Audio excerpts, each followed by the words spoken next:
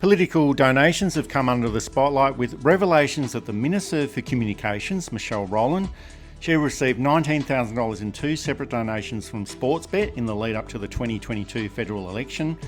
And she was the opposition spokesperson on online gambling, and now as Minister of Communications, she's got responsibility for the Interactive Gambling Act and the Australian Communications and Media Authority. So there's several issues to take into account here. Now, it's rarely a case where a donation is made directly to a politician and they know all about it immediately.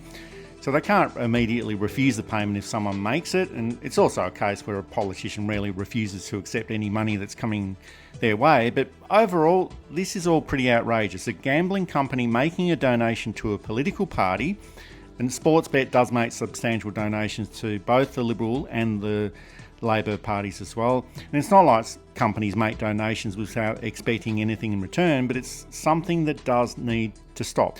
And a minister can't suggest, well, I've received $19,000 from a betting company and it's not going to influence my thinking about gambling legislation at all.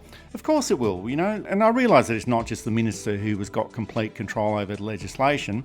That's a cabinet decision, but this is just not a good look and it's corruption. That's one problem, but the bigger problem is that there's actually nothing illegal here.